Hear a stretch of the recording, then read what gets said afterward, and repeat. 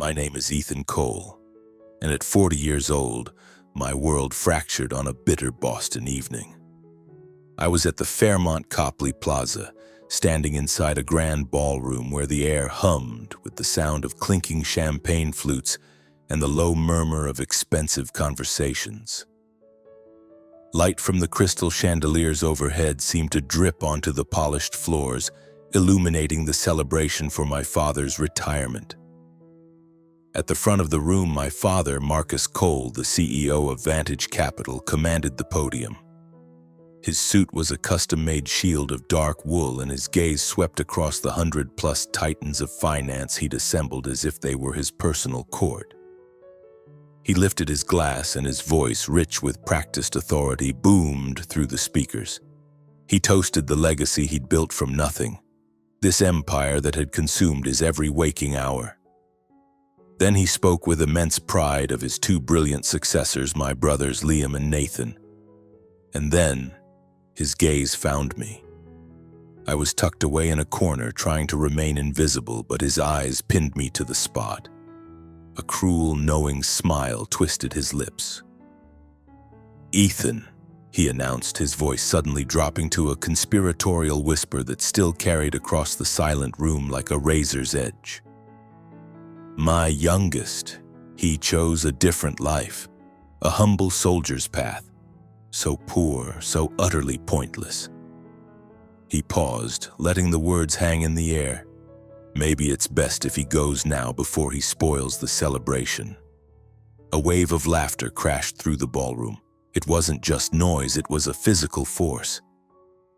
Every eye in that opulent space turned on me, and the collective stare felt like 100 tiny daggers. A hot flush climbed my neck and flooded my face, my heart hammering against my ribs so hard I thought it might break free. I risked a glance at the head table. Liam, my eldest brother, wore a smug, satisfied grin. Nathan, the next in line, had the decency to look down at his plate, but the slight shake of his shoulders told me everything I needed to know. He was laughing too. I just stood there frozen, my off-the-rack suit suddenly feeling cheap and ill-fitting under the weight of their judgment. My fingers instinctively brushed against the tiny Annapolis pin on my lapel. It was the only thing in that entire room that felt real, the only piece of my actual identity. What a fool I'd been. I had walked in here clinging to some childish hope for a truce, for a single moment of acknowledgement. Now all that was left was a hot, acidic shame churning in my gut and burning its way up my throat. My hands tightened into fists at my sides, my knuckles turning white. I had to get out of there, away from the muffled whispers and the condescending looks of pity. I was just about to turn and make my escape. But just as I shifted my weight to leave, a deep, authoritative voice cut through the murmur from somewhere behind me. "You're Major General Cole, aren't you?" I spun around. Standing there was James Caldwell, the chairman of Vantage Capital, my father's own boss. He was a tall man with a mane of silver hair and piercing eyes that seemed to look right through me. The entire room went dead silent. You could have heard a pin drop. I saw my father, Liam, and Nathan. All of them were utterly paralyzed, their mouths hanging slightly open in shock. Taking a slow, steadying breath, I gave a slight nod. "Yes, sir. That's me." Mr. Caldwell stepped forward, closing the distance between us, and placed a firm, reassuring hand on my shoulder. He gave me a smile that wasn't for show. It was warm and real. "You're the man who saved our company during the Aegis network crisis," he said, his voice carrying with perfect clarity through the stunned ballroom. "A strategic genius, a true hero to this nation." The silence that followed was somehow even louder, thick with an awkward, crackling energy. My father, who had just dismissed me as a pathetic failure, stood there with a face so pale he looked as if he'd been physically slapped. Liam and Nathan just stared, their expressions a toxic cocktail of confusion and outright irritation. I didn't say another word. There was nothing left to say. I simply turned my back on all of them and walked out of that ballroom with Mr. Caldwell at my side, leaving their glares and their frantic whispers behind me.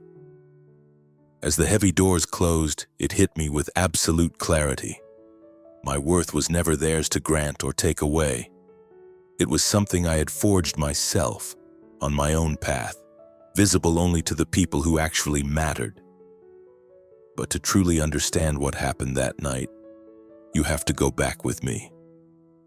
You have to see where it all started, where the first deep cuts were made, and how I learned to build a life out of the rubble of my own family's scorn. My childhood unfolded inside a cavernous townhouse on Boston's Beacon Hill, a place where the gleaming mahogany paneling and cold marble floors spoke of generations of Cole family money. My father, Marcus, was a force of nature, a man who seemed to take up all the air in a room. He was always perfectly encased in a tailored suit and carried the sharp scent of expensive leather and spice. As the CEO of Vantage Capital, a massive financial conglomerate, he saw the world through a single lens, judging everything and everyone by one brutal standard: their net worth. My mother, Eleanor, was my only refuge.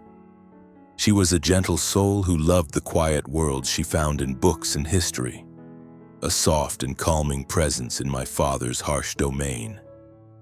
A sudden heart attack stole her from me when I was just 17, and with her, the last of the warmth left that house for good.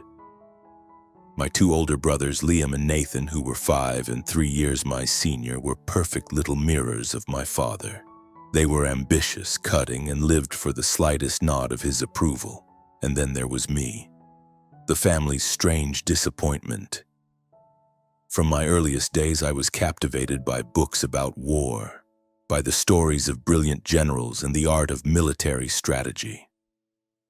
While Liam and Nathan were huddled over our father's computer playing at being titans with their mock stock trades, I'd be hidden in a corner of the library, completely absorbed by the Battle of Gettysburg or the complex logistics of the Normandy campaign. My dream was to attend Annapolis, to become a soldier, a leader. In the eyes of my family, this passion was nothing more than a laughable phase. I'll never forget one specific summer afternoon when I was 12. I came bursting into the living room, my heart hammering with pride, clutching a gold medal I had just won in a school-wide military strategy simulation. I couldn't wait to show them. I'd poured months into this competition, studying tactics, outmaneuvering kids who were years older than me. "Dad, look, I won gold!" I shouted, running over to him and holding up the gleaming prize so he could see. My father didn't even fully turn his head. His attention was already locked on Liam, who was outlining some new business venture. "Excellent work, Liam," he boomed, giving him a hearty slap on the back. His gaze then flicked to me, dismissive and cold. "Ethan, don't bother me with these silly little games." The gold medal in my palm, which had felt so light and triumphant moments before, suddenly felt like a lead weight. It wasn't a prize anymore. It was just a shiny piece of proof that I would never measure up. Liam and Nathan were just as cruel, if not more so. I remember Liam finding me with a copy of Sun Tzu's The Art of War, his signature smirk plastered on his face. "Soldiers are just grunts who follow orders and die poor," he sneered, and Nathan erupted in a fit of loud, braying laughter. Nathan, who was always more clever with his cruelty, would just shake his head and call me a fantasist. The worst was at a Christmas dinner when I was 15. My father stood glass in hand and delivered a glowing tribute to Liam for securing a prestigious business scholarship and to Nathan for his debate team victories. Then his cold eyes settled on me from across the long dining table. "And Ethan, well, perhaps one day he'll learn how to be less of a disappointment." The table, filled with his business associates and their families, broke into laughter. The only person not laughing was my mother. Beneath the tablecloth, her hand found mine and squeezed it tightly. A silent, desperate apology. I looked at her, and her eyes were just filled with a profound sadness for me. Those weren't just words. They were tiny, sharp blades that chipped away at who I was. Every public comparison, every private sneer from my brothers, it all made me feel like I was shrinking, like my greatest passion was some kind of shameful defect. Despite it all, a part of me knew deep down that I could never live the life they had mapped out for me. I couldn't stand the thought of becoming another version of Liam or Nathan, trapped in a glass tower, shuffling money around and signing documents. I needed something more, something that felt real and had meaning. So when I turned 18, I started my application to Annapolis in secret. I got a job stocking shelves at a local bookstore to pay for the fees, knowing my father wouldn't give me a single penny for what he considered my pathetic fantasy. The night the acceptance letter arrived, my hands were shaking so badly I could barely open it. I was overcome with a pure electric joy and raced to my father's study to show him. He was sitting behind his enormous mahogany desk, surrounded by stacks of financial reports. I placed the letter right in front of him, my pulse thrumming in my ears. "Dad," I said, my voice unsteady, "I got into Annapolis." He didn't even raise his head.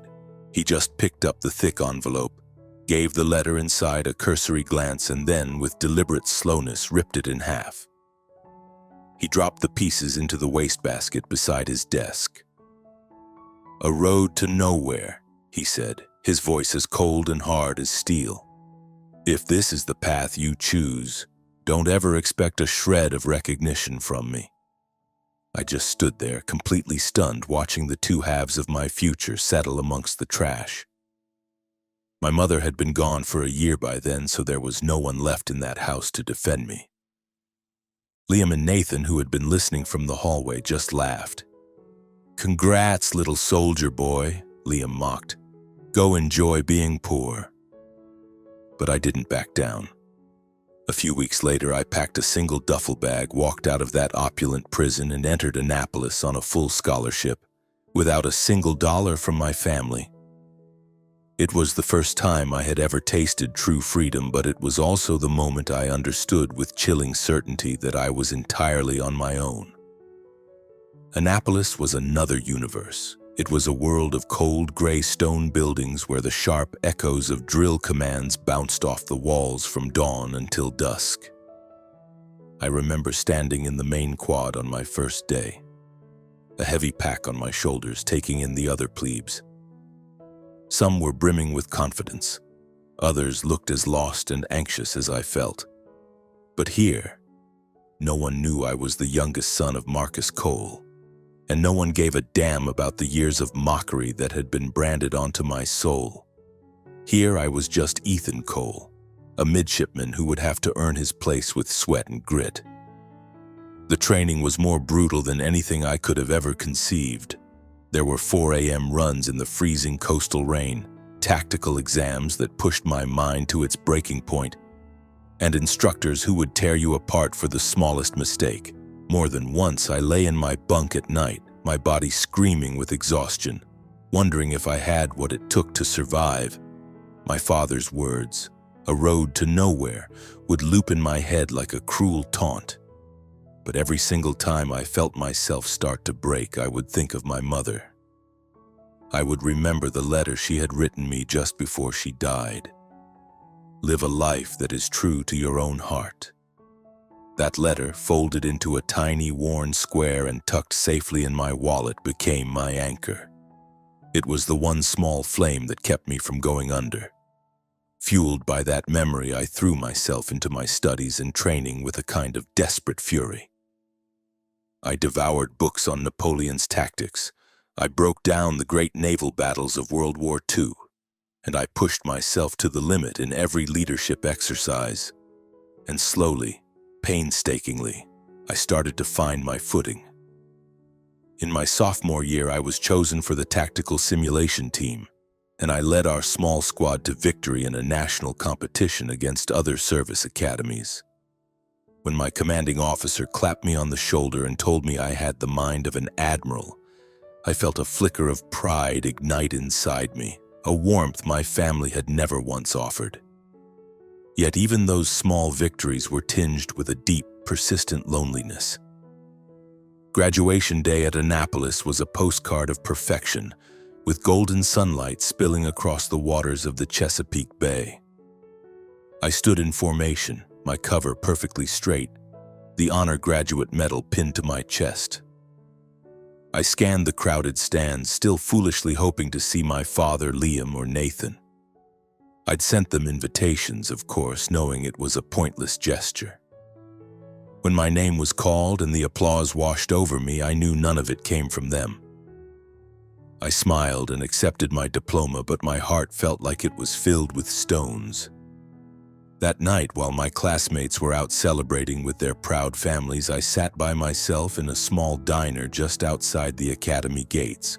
I took out a piece of paper and wrote a letter to my mother, pretending she was still here to read it. "I did it, Mom," I wrote. "But God, I wish you were here to see it." After Annapolis, I was commissioned and sent to Afghanistan. Suddenly, war wasn't something I studied in a book.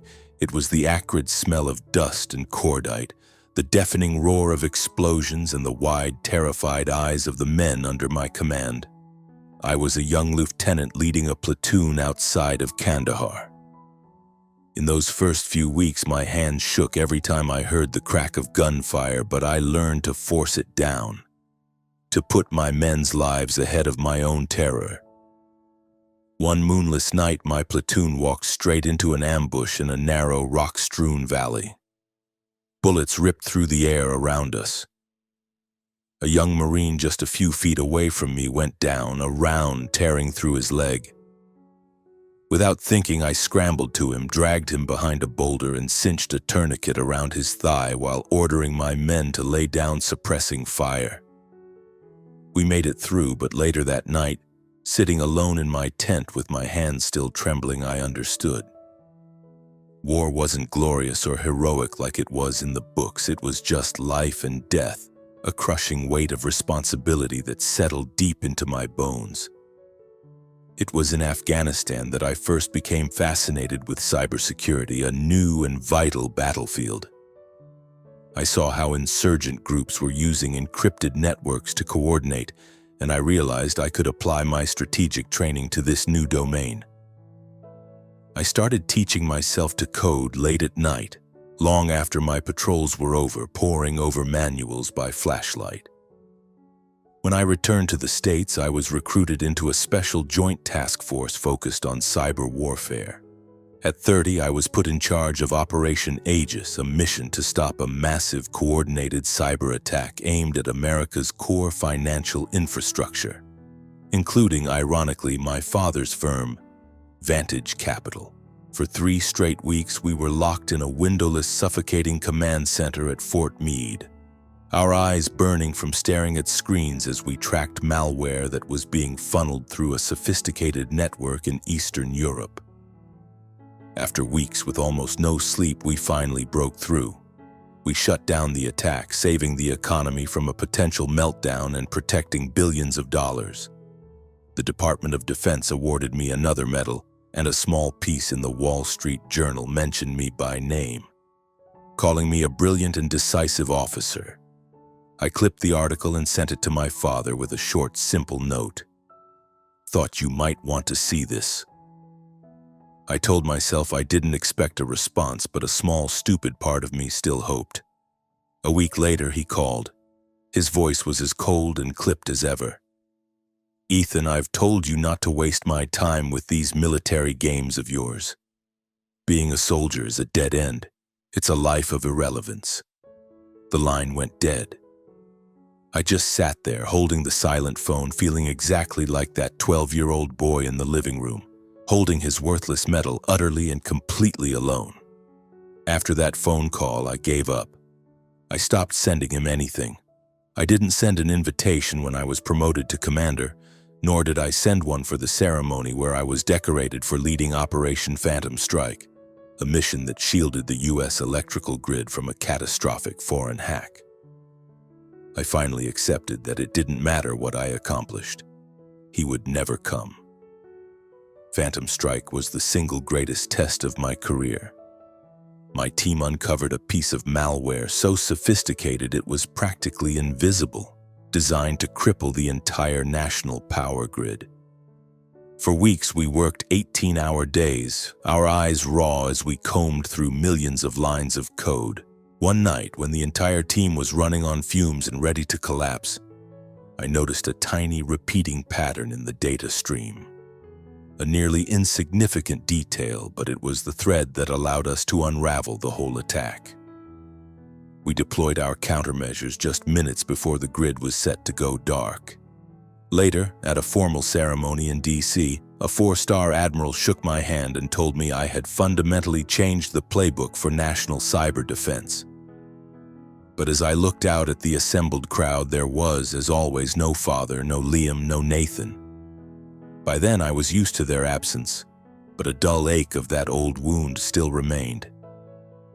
At 40, I was promoted to Rear Admiral, one of the youngest flag officers in the U.S. Navy. The ceremony was held in a historic hall at the Washington Navy Yard, with flags hanging from the rafters and a brass band playing. As the single star was pinned to my collar, I felt its immense weight. Not just the weight of the rank, but of the entire solitary journey that had brought me to this moment. Then I looked down and saw Ava sitting in the front row, her eyes shining with tears of pride. And I knew that was all that mattered. Ava was the one who had changed everything for me. I met Ava at a charity gala for veterans just outside D.C. when I was still a captain. She was standing by the windows in a simple blue dress, talking animatedly with a group of young sailors about naval history. I was completely captivated. The way she spoke was so intelligent, so warm, so full of genuine passion. We started talking, and I found out she was a professor at Georgetown who specialized in military strategy. For the first time in my life, I felt like I was talking to someone who actually saw me. Ava didn't care about my family's money or the world they came from. She saw me, not the disappointing son of Marcus Cole, but Ethan, the man who had fought tooth and nail for the life he believed in. We fell in love hard and fast, but our life wasn't simple. My deployments meant long stretches of time apart, and Ava had to endure countless sleepless nights, never knowing for sure if I would come home safe. But her patience never wavered. She was my rock, always there to remind me that I was enough, that my chosen path had value. We got married at the chapel on the naval base in Norfolk, a small, simple ceremony with just a few dozen friends. I sent invitations to my father, Liam, and Nathan, knowing full well they wouldn't come, and as expected, they didn't. But my Aunt Carol, my mother's sister, showed up with a huge bouquet of lilies and a hug that nearly broke my ribs. "Your mother would be so incredibly proud of you," she whispered, and I had to turn away so she wouldn't see the tears welling up in my eyes. Ava became my family. The family I chose for myself, not the one I was born into. She helped me start to confront those old wounds, even though the scars still run deep. I remember one night I finally told her the whole story about my father, about him calling me a failure my entire life. Ava just took my hand in hers. "You don't need his approval, Ethan," she said, her voice soft but firm. "You have proven your worth. Not to him, but to this country." Her words were like a balm, but I still couldn't completely let it go. Some small, stubborn part of me still craved a single look of pride from my father just once. My career in the Navy has been a long chain of impossible challenges, hard-won triumphs, and profound solitude. I went from being a boy they all mocked to a rear admiral. But the price I paid was the complete loss of my family. When the invitation to my father's retirement party arrived at our townhouse in Alexandria, it lay on the dining room table like a ticking bomb. The card was thick, expensive stock with gold-embossed lettering that read, "Marcus Cole, CEO of Vantage Capital, invites Mr. Ethan Cole to a retirement celebration at the Fairmont Copley Plaza, Boston." My rank was, of course, conspicuously absent. I wasn't surprised. My father had never known or cared what I had become. To him, I was still the same lowly soldier who had dared to walk away from a future advantage. Ava sat across from me, her brow furrowed as she nervously twisted her wedding ring. Her eyes were both gentle and determined. "You should go, Ethan," she said quietly. "Not for him. Not to prove a single thing. You should go so you can finally close this chapter. You deserve to be free of it." I just shook my head, the old hurt rising up in me like bile. "Ava, they don't want me there. I'll just be the family joke, same as always." But she reached across the table and took my hand, her grip firm and warm. "You are a rear admiral, Ethan. You've protected this entire country. You are not a joke. Don't you dare let them drag you back down to their level." Her words cut through the old darkness inside me like a searchlight. After several sleepless nights spent wrestling with the idea, I finally nodded. "All right," I said, my voice barely a whisper. "One last time." I flew to Boston alone since Ava had classes she couldn't miss. As the plane descended through the gray, overcast sky, my stomach twisted into a tight knot. The cab ride took me through the familiar streets of Beacon Hill, and every corner brought a fresh wave of memories that felt like tiny cuts. I saw the old family townhouse, still standing behind its imposing black iron fence, its windows lit from within. I found myself wondering if my father still had the same desk where he'd ripped my Annapolis acceptance letter to shreds, or if the history books I used to hide in my room had been boxed up and thrown in the attic long ago. But I didn't ask the driver to stop. I went straight to the Fairmont Copley Plaza where the party was being held. I had chosen to wear a simple dark blue civilian suit, deliberately avoiding my dress uniform. I wasn't there to show off or give them more ammunition for their ridicule. But I did pin my small, discreet Annapolis insignia to my lapel, a quiet declaration of who I really was.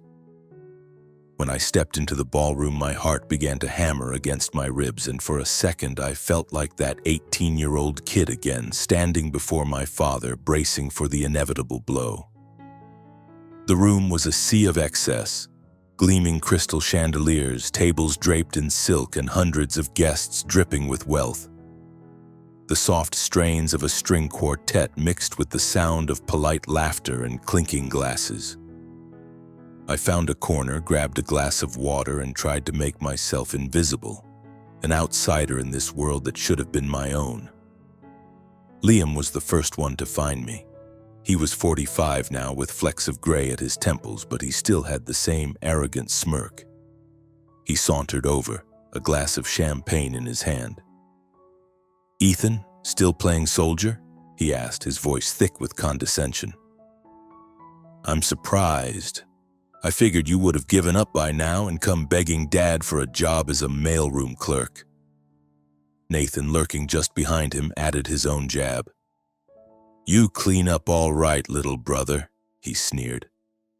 "But I bet you still sleep on a metal bunk in some barracks, right?" I managed a thin, tight smile and said nothing. Their barbs were so predictable, so worn with use that I was almost numb to them. But they still pricked at me like tiny thorns. I just gave a slight nod and took a step back, trying to fade back into the wallpaper. But my father wasn't about to let me stay hidden for long. He materialized before me, as tall and imposing as ever in his custom suit, his silver hair perfectly coiffed, that familiar expensive scent of his cologne preceding him. He moved through the crowd like royalty, shaking hands, bestowing smiles on his partners and peers. When his gaze finally fell on me, I saw a flash of surprise in his eyes, but it was instantly replaced by that old, familiar contempt. "Ethan," he said, his voice low but with an edge that could cut glass, "I'm surprised you had the nerve to show your face here." I took a slow, steadying breath, fighting to keep my voice even. "I came to congratulate you, Dad. He just made a dismissive sound in his throat, said nothing more, and turned his back on me to resume a conversation with a group of investors. I was left standing there, feeling like a ghost, completely out of place in a world that was supposed to be mine. The formal part of the evening began with a series of speeches praising my father, his legacy at Vantage, his legendary business instincts, his two brilliant sons, Liam and Nathan. I was seated at a table in the far back of the room, surrounded by strangers who had no idea who I was. Every glowing tribute to Liam and Nathan, every mention of their multi-million-dollar deals and their expansion of the firm, was just another reminder that in my father's world I simply did not exist. I wrapped my hand around my wine glass, gripping it so tightly my knuckles ached, forcing my face to remain a blank mask, while a hurricane of old pain and anger raged inside me. I thought I had built up enough armor to withstand this, but the feeling of being utterly erased was suffocating. Then came the moment I had been dreading. My father walked to the stage, took the microphone, and stood in the bright glare of the spotlight. The entire ballroom fell silent, hanging on his every word. He began his speech, his voice booming with pride. "Vantage Capital is my life's work," he declared, "and I am so proud to pass this incredible legacy on to the men who deserve it. To Liam and Nathan, my two sons who have brought nothing but honor to the Cole family name." He paused for effect, his eyes sweeping across the room until they landed squarely on me. My stomach dropped. I knew what was coming next, but there was no way to prepare for the sheer cruelty of it. "But then," he continued, a smirk twisting his lips, "there's Ethan." The room was so quiet I could hear my own blood pounding in my ears. My youngest, who chose a different path, a pointless path. A lowly soldier off playing his game somewhere, contributing absolutely nothing to this family or to its legacy. He let that hang in the air for a moment.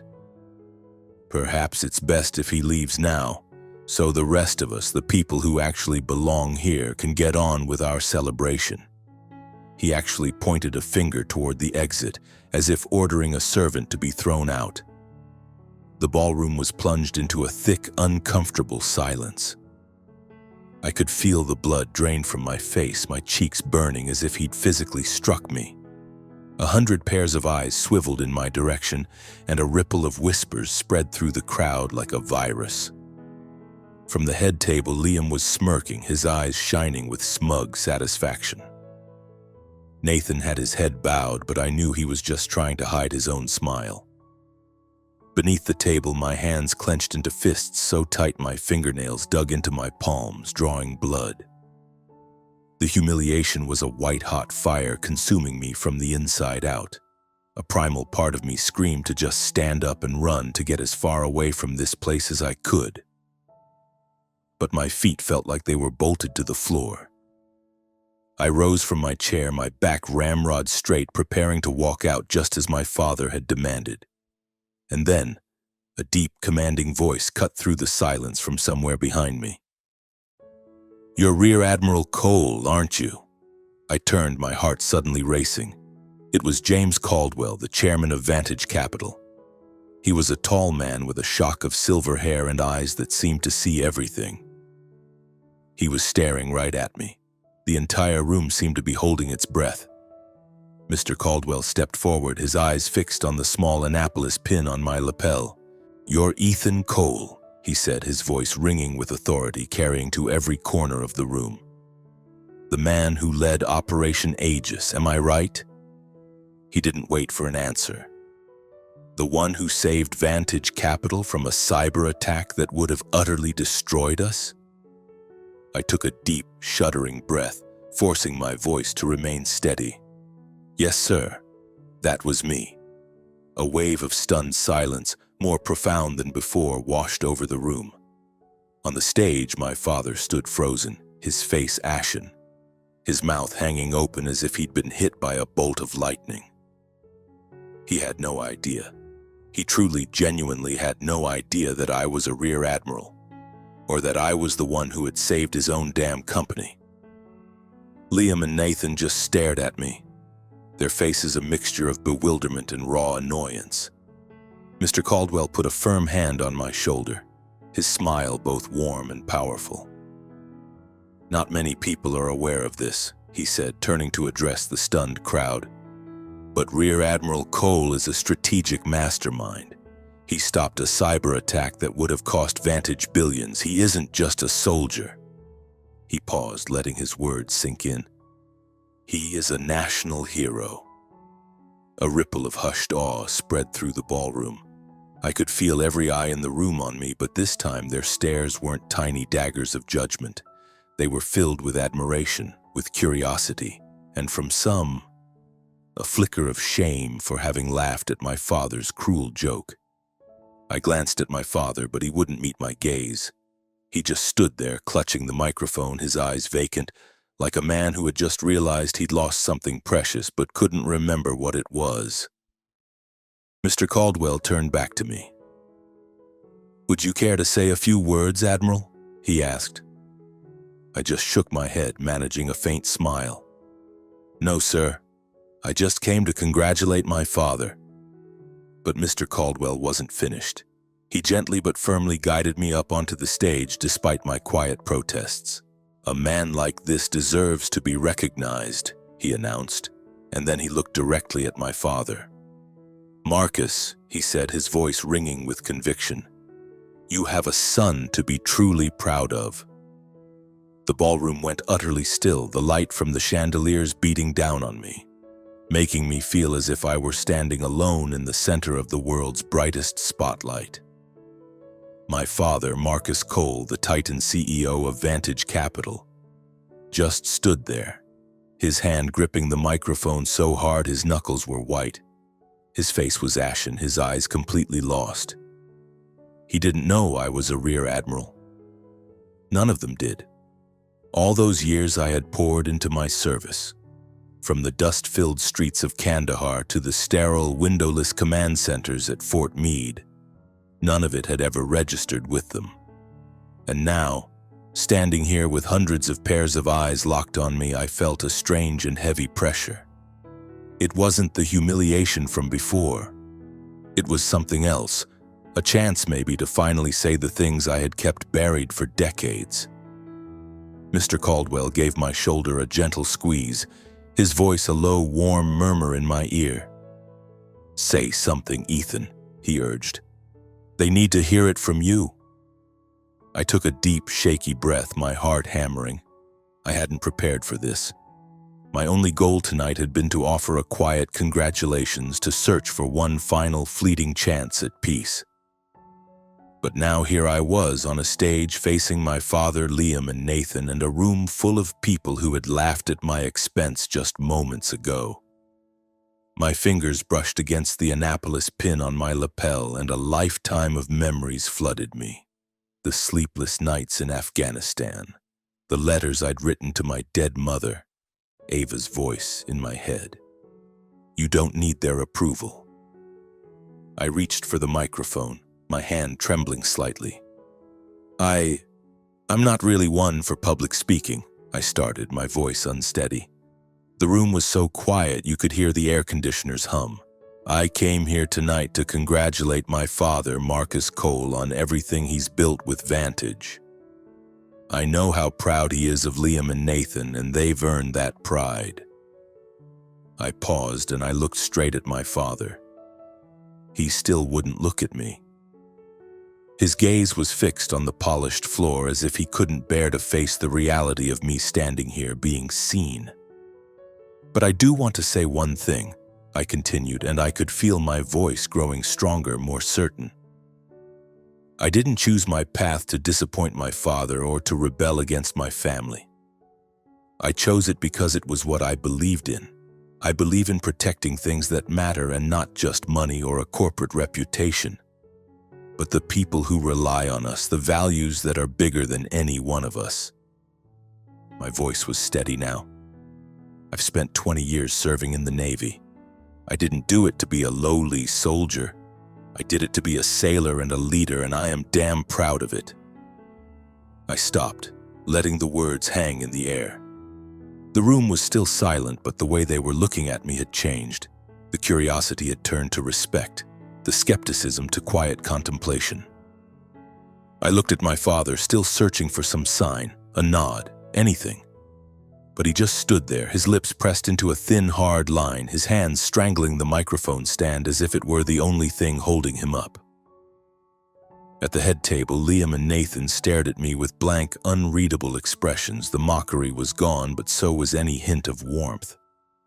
"I'm not here to prove anything," I said, my voice low but clear enough for everyone to hear. "I just want to say that every person has their own journey. And if mine doesn't align with this family's, that's fine. I'll keep walking my own path because I know in my heart that I've done the right thing." I turned to Mr. Caldwell and gave him a small nod of gratitude. "Thank you, Mr. Caldwell," I said, "for reminding me of that tonight." The applause started then. It was scattered at first, a few hesitant claps, but then it grew, swelling into a thunderous ovation that filled the entire ballroom. My face grew warm, but this time it wasn't from shame. It was the heat of a long overdue release. I had finally spoken the words I'd held hostage inside me for my entire adult life, not to wound my father, but to finally set myself free. As I stepped down from the stage, Mr. Caldwell patted my shoulder, his eyes full of genuine pride. "You're a good man, Ethan," he said quietly. "Vantage owes you more than Marcus will ever be able to admit." I didn't look back at my father. There was no need. I walked straight out of that ballroom, past the admiring glances and the strangers who now rushed to shake my hand. The cold Boston wind hit me as I stepped outside the Fairmont, but for the first time that night it didn't make me feel cold. I felt lighter, as if a 2-decade-old weight had finally been lifted from my chest. The next morning my phone buzzed. It was my father. I hesitated, my thumb hovering over the screen, unsure if I was ready for another round. Finally I answered. "Ethan," he said. His voice was flat, stripped of its usual arrogance, but also completely devoid of warmth. "Why didn't you tell me about the Rear Admiral thing?" He stumbled over the title as if the words themselves were foreign and difficult to pronounce. His tone shifted, growing accusatory. "You set me up. You wanted to humiliate me, didn't you? What kind of game was that?" I took a slow, deep breath, forcing myself to remain calm. "I didn't play any games, Dad. I just lived my life." My voice was even, steady. "You never asked, so I never told you." He was silent for a long moment. I could hear him sigh heavily on the other end of the line. "You didn't have to do that," he finally said, his voice laced with something that sounded an awful lot like resentment. "You could still come back to Vantage," he offered, as if nothing had happened. "Work with Liam and Nathan, I can make the arrangements." I almost laughed out loud, not because it was funny, but because it was so utterly absurd. "I don't need Vantage, Dad," I said. "I have my own life."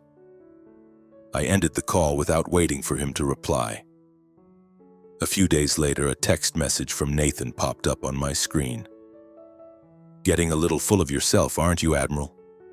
Don't think you're better than us." But then, to my complete shock, Liam called. "Ethan," he said, his voice quieter and more subdued than I had ever heard it. I was wrong. To look down on you all those years, I had no idea what you'd actually been doing." He hesitated. "I think maybe I was jealous because you never cared about pleasing Dad. You just did what you wanted." His confession left me speechless. I didn't know what to say, so I just managed a quiet, "Thanks, Liam, maybe we can talk sometime." It was the first time in my entire life I had felt even a flicker of hope for my relationship with my brother. Back home in Alexandria, I threw myself into my work with a new kind of energy. That moment on the stage at my father's party, seeing his stunned face, hearing the unexpected praise from Mr. Caldwell, had fundamentally changed something inside me. It wasn't that I had finally won their approval. It was that I had finally truly realized that I had risen above their mockery and their narrow expectations. I was no longer that scared little boy, trembling in the shadow of my father's disappointment. I was Rear Admiral Ethan Cole, and for the first time, I was completely, unapologetically proud of the man I had become. Back at the Navy Yard, I took command of a new cybersecurity initiative, a task force dedicated to protecting national infrastructure from a new wave of highly sophisticated threats. I was working with a team of brilliant, passionate, but very green junior officers. I poured my energy into training them, spending hours sharing the lessons I'd learned from Operation Aegis and Phantom Strike. That work became my refuge, a place where my life had clear and undeniable purpose. I also started leading workshops for young sailors and Marines, speaking about strategy, leadership, and resilience.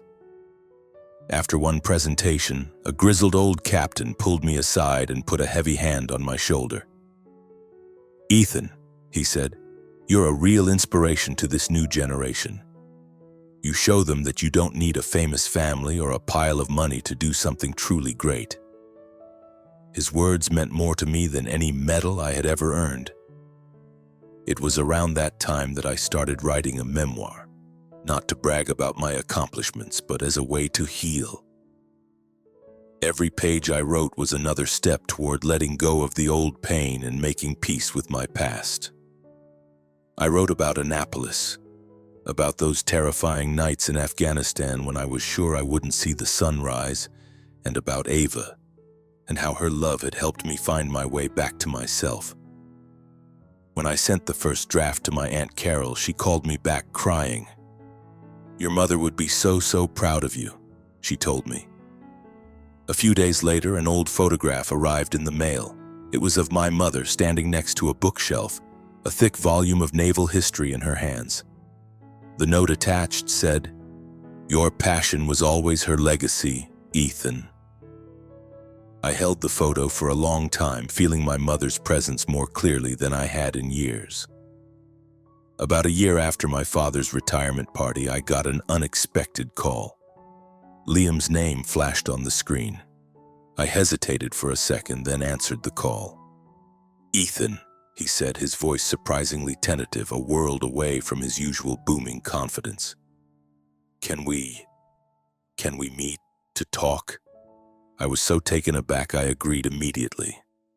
We made plans to meet at a small cafe in Georgetown, a quiet place with dark wood paneling and the warm smell of coffee. When I arrived, Liam was already there, sitting at a small table by the window. He was wearing a simple polo shirt instead of his usual power suit. He looked exhausted, but I also saw a new kind of lightness in his eyes. "Ethan," he started, his hands fidgeting with his coffee mug. "I quit Vantage." I blinked, certain I'd misheard him. Liam, my father's heir apparent, the man who lived and breathed for the firm, had just walked away. "I'm just so tired," he continued, his voice low.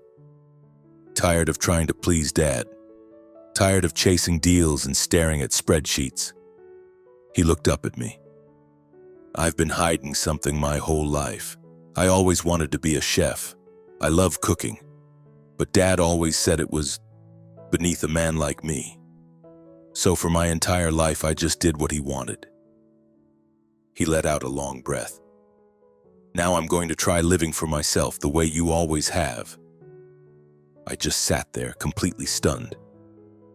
Liam, the brother who had relentlessly mocked my passion for the military, was now admitting he'd had his own secret dream all along.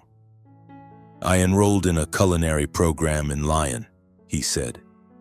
And for the first time, I saw a genuine spark of excitement in his eyes.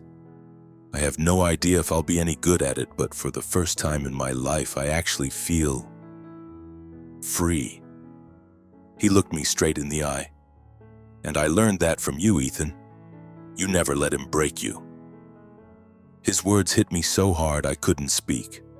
I had always seen Liam as a perfect copy of my father, but it turned out he had been just as trapped by those toxic expectations as I was. We stayed in that cafe for hours, telling each other stories we had never shared before. Liam talked about the sleepless nights he'd spent trying to win our father's approval, the constant pressure to beat out Nathan, and the profound emptiness he felt even when he had everything he was supposed to want.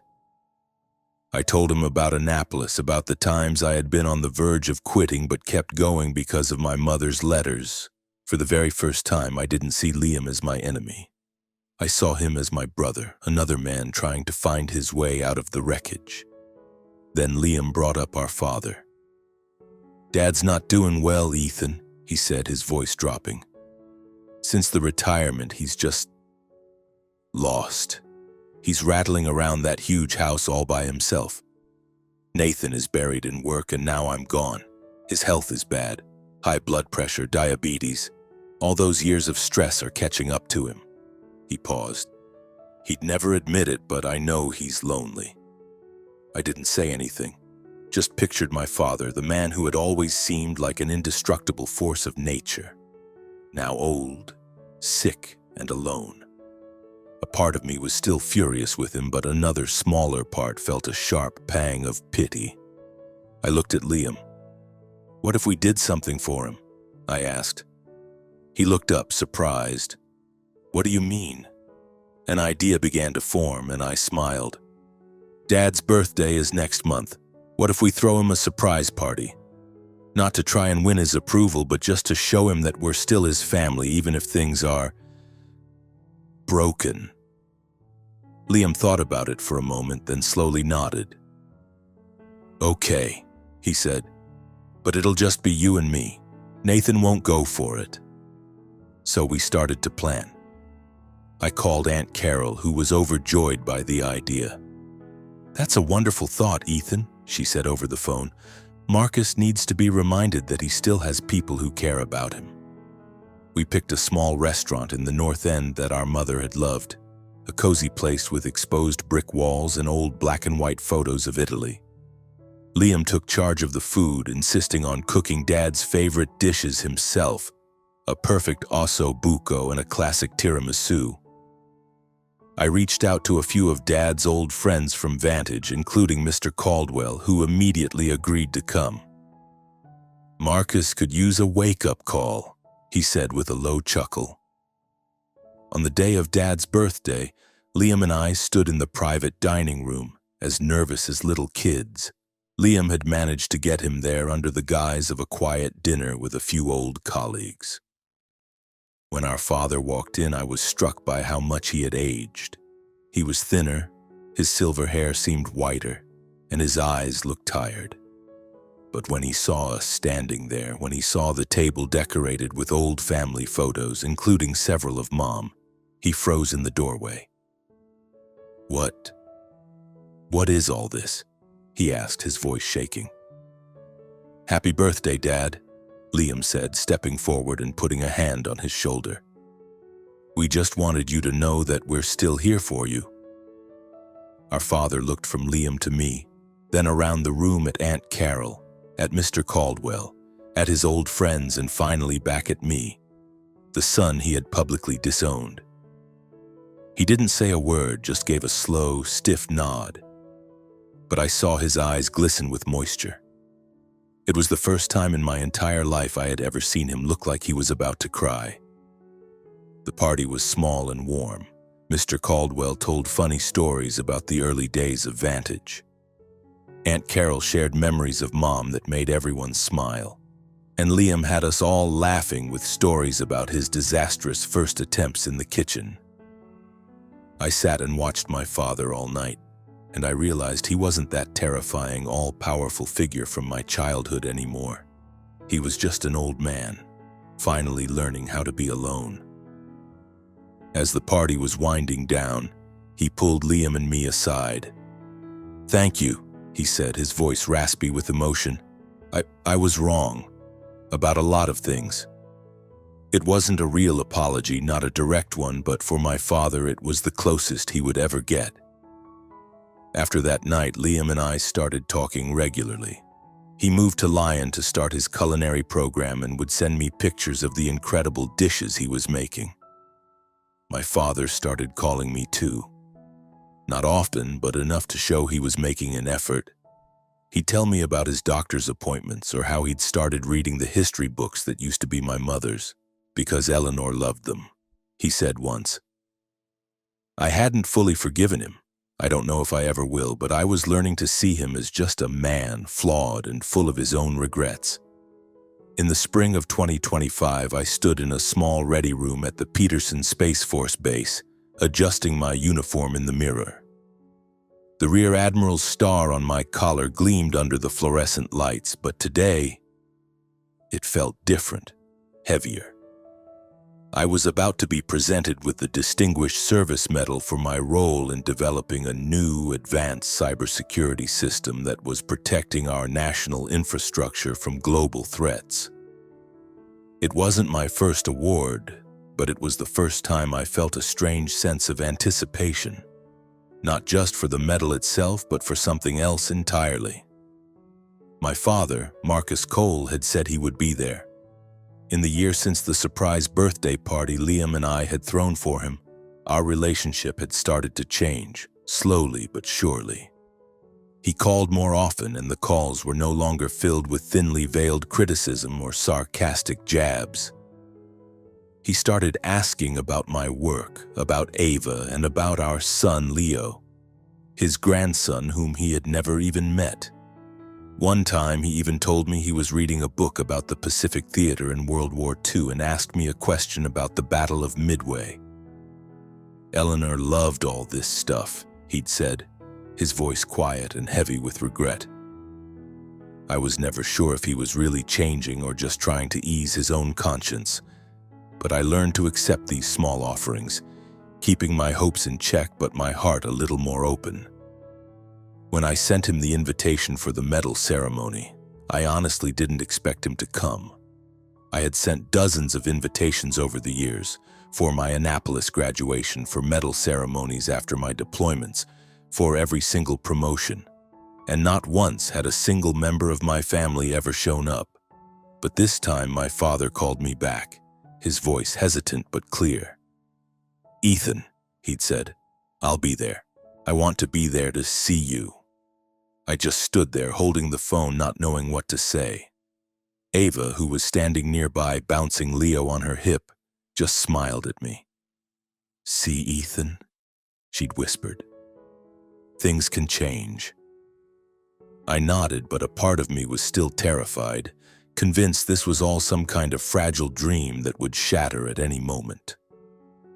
The day of the ceremony finally arrived. It was a crisp, perfect morning in Colorado Springs with a brilliant blue sky and the mountains sharp against the horizon.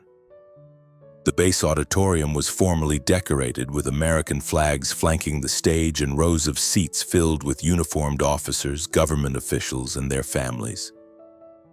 Ava was in the front row with Leo on her lap. He was wearing a tiny little suit, and his big, curious eyes were taking in everything. Aunt Carol sat right beside her, smiling from ear to ear. And next to Ava was Liam, who had flown in from Lyon for the ceremony, his eyes shining with a pride I'd never seen from him before. I didn't let my gaze linger on the crowd for too long, terrified of the familiar disappointment I'd feel if my father wasn't there. The ceremony started with the national anthem. I stood at attention, my hand over my heart, my pulse thrumming in my ears. A 4-star admiral took the stage and began a speech about the critical importance of cyber warfare in the 21st century. He spoke about my project, the real-time malware detection and neutralization system we had deployed across the country. "Rear Admiral Ethan Cole," he said, his voice echoing through the hall, "has not only defended our nation from an existential threat, but he has also inspired a new generation of leaders." The room erupted in applause, and I could feel a hot flush creep up my neck, still unused to being the center of attention. When my name was called to receive the medal, I walked toward the stage, my dress shoes clicking on the polished floor. I risked one last glance out at the audience. And then I saw him. My father, Marcus Cole, was sitting in the third row wearing his old navy blue suit, He looked older than I remembered, his silver hair almost completely white now, his shoulders a little stooped. But the look in his eyes wasn't cold or critical. For the first time, I saw something else there, rapt attention and maybe, just maybe, a flicker of pride. My heart started to pound, not for the medal, but for this one single moment, a moment I had waited my entire life for. The Admiral pinned the heavy medal to my chest and gave my hand a firm shake. "Thank you, Ethan," he said. "The nation is in your debt." I nodded and thanked him, but my eyes were drawn back to my father. He was clapping, slowly but deliberately. And when our eyes met across the room, he gave me a small, almost imperceptible nod, as if to finally say, "I see you. I really see you." After I received the medal, I was invited to say a few words. I stepped up to the podium, momentarily blinded by the bright stage lights. The auditorium fell silent, waiting. I took a deep breath, remembering the last time I'd stood on a stage like this at my father's retirement party and spoken my truth. This time, though, there was no anger, no desperate need to prove myself. There was only a quiet desire to share what I had learned. "Thank you to the Department of Defense and thank you to my incredible team," I began, my voice clear and strong. "This day isn't just about an award for me, it's about a journey. I grew up in a family where success was measured in dollars and stock prices. I was told that my chosen path was pointless, that being a soldier was a meaningless life. I paused and my eyes found Ava, Aunt Carol, and my father. But I learned that real value has nothing to do with what other people think of you. It's about what you believe in and the people you dedicate your life to protecting." I took another breath. I'm standing here today not because I was looking for a medal, but because I hope I can be an inspiration. If you have a dream, even if the whole world tells you it's worthless, you have to follow it. You have to believe in yourself even when no one else will.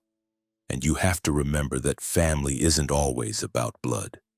Sometimes it's about the people you choose, the people who stand with you when you need them the most. The room erupted in applause, the sound washing over me. I looked out at my father, and this time he was standing, clapping along with everyone else. I saw the unmistakable glint of tears in his eyes, and in that moment my own heart felt like it might burst. When the ceremony was over, my father made his way toward me. He stood there for a moment, his hands stuffed in his pockets, his expression uncertain. "Ethan," he started, his voice thick with emotion. I am so proud of you, and I was wrong. I was so wrong not to see it sooner."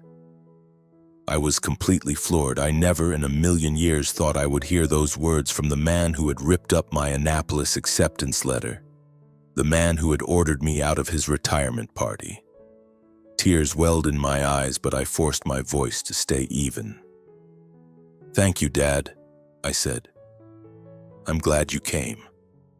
He nodded, and then he did something that shocked me even more. He pulled me into a hug. It was stiff and awkward, the first time he had embraced me since I was a small boy, and I could feel the frailty of his old bones through his suit jacket. "I was wrong about so much," he whispered into my shoulder. "But you're the best thing I ever did." I couldn't speak, just squeezed his shoulder tightly. And in that one moment I felt a kind of healing I never even knew I was searching for. After that day, my father and I started to rebuild our relationship, one small, careful step at a time. He started visiting us, playing with his grandson Leo, telling us stories about my mother that I had never heard before. He admitted that he had spent his entire life obsessed with money, and that he had missed out on everything that actually mattered.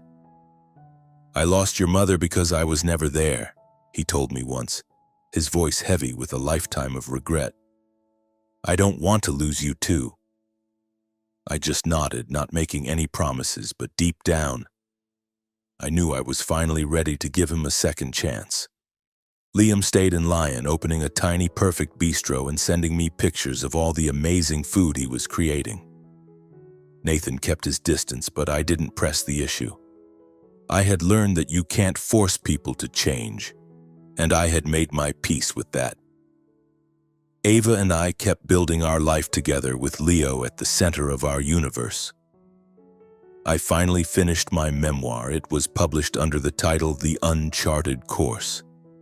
And I started getting letters from young men and women in the service, telling me that my story had given them hope. Looking back on the whole journey, from that lonely, ridiculed boy in the big Boston townhouse to the rear admiral standing on that stage, I know that every single challenge, every scar, was part of the price. I learned how to stand up to contempt, how to find my real family in Ava, Leo, Liam, Aunt Carol, and my brothers and sisters in arms.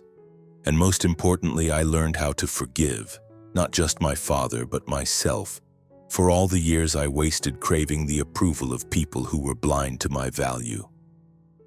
If you're reading this, I want you to hear one thing. Don't ever let anyone else tell you what you're worth. Follow your passion, no matter how hard or lonely the road gets. Find the people who see you for who you truly are and hold on to them. And learn to forgive, not to forget what happened, but to free yourself to move forward.